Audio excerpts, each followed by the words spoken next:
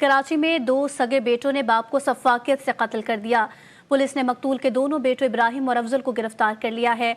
कत्ल कैसे किया और कत्ल का सबब क्या था, तफसीलात जानने के लिए हमारे साथ मौजूद है समीर कुरैशी। जी समीर, क्या अपडेट से बताइएगा। इस वक्त मैं मौजूद हूँ जौहराबाद थाने में, जहां पर दो सफाक कातिल जो हैं वो गिरफ्तार किए हैं, जिन्होंने अपने वालिद खावर अंजुम जो कि हकीम थे उनको कत्ल करके और उनकी लाश ठिकाने लगाने जा रहे थे कि पुलिस की गिरफ्त में आ गए। ये दोनों कातिल जो हैं उनके सगे बेटे हैं, जिसमें एक इब्राहिम शामिल है और एक अफजल शामिल है। जहाँ हम उनसे मालूम करते हैं कि कत्ल के असल महरक़ात क्या थे, वजूहात क्या थी जिसकी वजह से इन्होंने अपने वालिद को कत्ल किया। और मेरी वजह मारने की ये थी कि मेरा बाप मुझसे शुरू से ही बहुत नफ़रत करता था।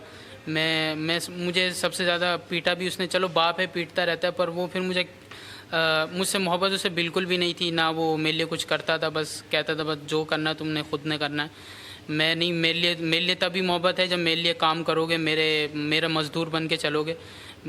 उसके अलावा तो मैं तुम्हें नहीं पूछता हूँ, मज़दूरी करो मेरे यहाँ, ताकि मैं सुकून से बैठूँ। तुम मज़दूरी करो, पढ़ाई वढ़ाई छोड़ो, पढ़ने में कुछ भी नहीं है, पढ़ाई छोड़ के तुम आओ गाँव और वहाँ पर मज़दूरी करो।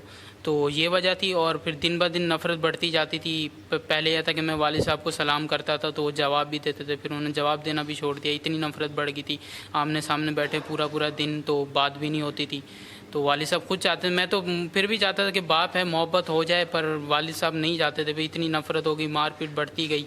फिर यही दिमाग एकदम से बस माइंड सेट आया कि बस मुझे नहीं, अब मुझसे बर्दाश्त होती, मेरा बाप इतना हो गया है। तो बस फिर हमने कत्ल का मंसूबा बनाया। अच्छा, ये बताओ कि अपने वालिद को मारा कैसे तुम लोगों ने, किस तरीके से उसे बेहोश किया और किस तरीके से कत्ल किया उसका? मैं बताऊँ।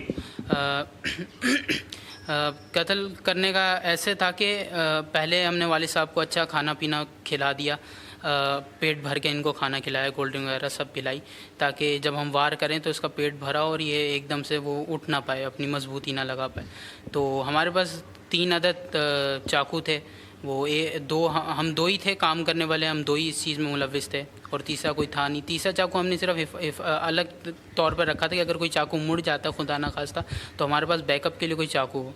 तो ये था कि जैसे ये 11-12 का टाइम हुआ, ये बिस्तर पे लेटे तो इनकी ना आंखें बंद होने लगी, नींद आने लगी।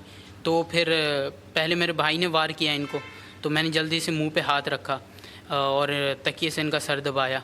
तो भाई ने पहले 10-12 वार की पेट के ऊपर। जब ये बिल्कुल कमज़ोर पड़ गए थे फिर मैंने ही इनसे चाकू लिया। तब हम एक ही चाकू यूज़ कर रहे थे क्योंकि मेरा मुंह दबा के बैठा हुआ था मैं। तो फिर मैंने इनसे चाकू लिया, फिर मैंने सर पे 2-3 वार किए। फिर जब देखा कि वालिद साहब डेथ हो गई है इनकी, तो फिर हमने इनको कट्टे में बांध के ले जाने का किया। तो तब हम फिर पुलिस के हाथों पकड़े गए।